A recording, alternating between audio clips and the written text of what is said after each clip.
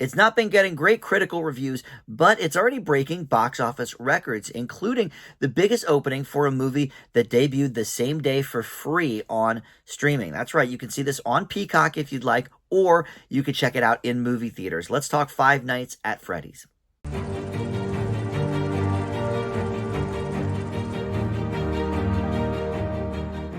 Hey guys, Dan here. This is Dan Reviews It. Welcome to my spoiler-free review for the new movie Five Nights at Freddy's. This is in theaters right now, or like I said, on Peacock. And the critical response is not great. I believe it's at 28% right now on Rotten Tomatoes. We'll see what this critic thinks of it here in just a few minutes. But yeah, this thing is doing very well in theaters. Lots of people flocking to see it. Technically, yes, Black Widow made a couple more $1 million opening weekend, and that debuted the same day on streaming. But that was for a fee. You could pay, I think it was $25 or something to see it on Disney Plus, or you could go to the theater. This is just up on Peacock, absolutely free, and I'm sure a lot of people watched it that way. But obviously, people going to see it in the big theater with that huge horror crowd response. So not only did it break that record for biggest day and date opening for a free streaming movie, but biggest horror opening of 2023, biggest horror opening of all time for the Blumhouse studio, which is big. I mean, they're involved with a lot of horror franchises, including the most recent Halloween trilogy. So that's a nice feather in their cap. And it's the second highest grossing video game movie, at least for opening weekend, of all time, right behind the Super Mario Brothers movie from earlier this year. So a lot of accolades here, and more to come, I think, from this this franchise in terms of films. I know at least one of the actors involved in this movie signed on for a 3-picture deal. So, obviously with the great response at theaters, I'm sure there's going to be more of these films coming out. And this, of course, comes from the video game universe with Five Nights at Freddy's, lots of different games, and then there's a book series as well attached to it. And because they're sort of, fun-looking creatures, there's been, a lot of toys with this and stuff. That's actually mainly how I'm familiar with it, because I used to collect those vinyl pop figures, and there was like a line of Five Nights at Freddy's, and this was years ago, maybe 4 or 5 years ago. I was like, well, I don't know what this is, and so I looked into it a little bit. I've not played the games though. I'm familiar enough with the characters, but didn't really know, the ins and the outs of this movie. And I think that may be what is throwing some of the reviewers. I don't know. Because the people I know that have seen the movie that enjoyed playing the games and stuff really liked the movie. Whereas me, I'm a little more in the middle. Now, I went with my nephew who plays the game, so he was able to explain a couple things to me that didn't quite make sense to me in the realm of just the movie. But he sort of explained those away. But anyway, let me tell you a little bit about the plot, if you're unfamiliar, or, just the plot of this specific movie. So Josh Hutcherson is the live action adult star here. He plays Mike Schmidt, which I don't know if that's, I'm from Philly. I don't know if that's a Philadelphia Phillies reference or not, but there was a very, very famous ball player in the 80s named Mike Schmidt. But he is the newest security guard at Freddy Fazbear's Pizzeria, and that is like a Chuck E. Cheese kind of thing with the animatronic figures. And by the way, Jim Henson's company did the animatronics for this movie. So there's, another feather in the movie's cap, that they had some real pros doing that. But you also have Mary Stuart Masterson as Mike's aunt, Elizabeth Lale as Vanessa, who is a local police officer that ends up spending a lot of time at the old arcade. And then Matthew Lillard plays the career counselor that gets him the job.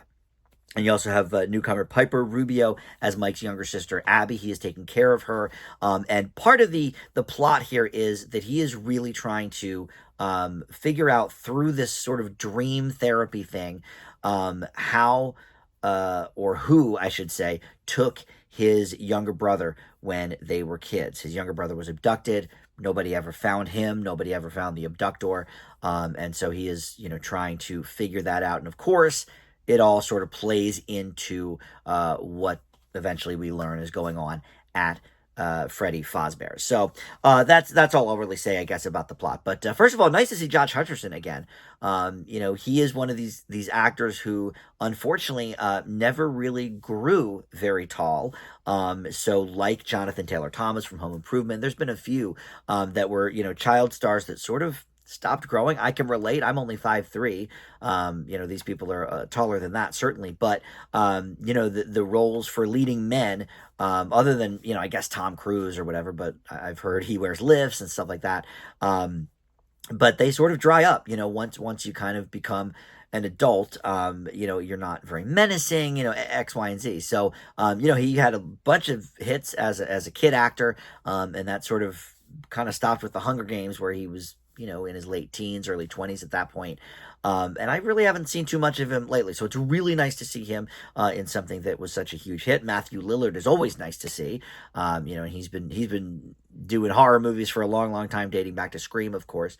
Some of these other people I'm kind of unfamiliar with. But in any event, I can see that maybe this is not the most exciting horror movies. I certainly thought there would be more scenes with, the animatronic figures coming to life and, doing what they do and killing people and whatever.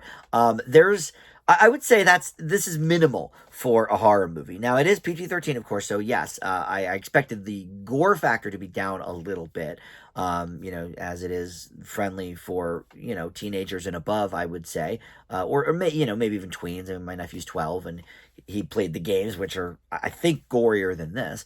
But, I really guess I expected some more horror. There's a lot of background, a lot of exposition about, Mike's brother, and we keep repeating sort of the same dream sequence with, slight changes every time, as he's trying to kind of piece together what's happening. And he's explaining the dream therapy to people. And, the cop, Vanessa, I liked her character, but she kind of is, Ms. Exposition, like anytime anybody is a little confused about what's going on at Freddy's or what is going on with Mike, he like explains it to her, and she gives us kind of the exposition dump for, okay, here's the history of Freddy's, and here's this, and here's that.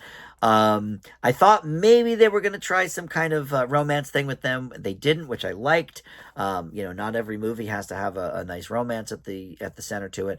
No, this was more about protecting his sister, not giving her custody over to the aunt. Look, this is an okay movie. I think the 28% on Rotten is a little ridiculous. But yeah, I mean, I can see where people might want this to be more scary, more violent, more horror based. But I will say, I did kind of enjoy the backstory, finding out, about the dream therapy with Mike, and the whole custody thing with the aunt. Like, she's just like evil to be evil, like that. I kind of don't really get behind, but some of the more talky points of this movie, are okay. I mean, look, any good horror movie does need some kind of background, so you at least care about the characters, and you certainly do care about these characters. I did anyway. So that is one positive. And yes, because they're Henson creations, the animatronic work here is really well done. You really do believe what is going on with the creatures, which again I won't really say for spoilers' sake. But overall, this is certainly not a great horror movie. Middle of the pack for sure. I leave Five Nights at Freddy's with a C+. I think if you are a fan of the games, though, from what I understand, I think you're really going to enjoy this a lot more than I did, and certainly some of the other critics. So, all right, thank you so much for watching Dan Reviews It. We'll see you next time. Bye.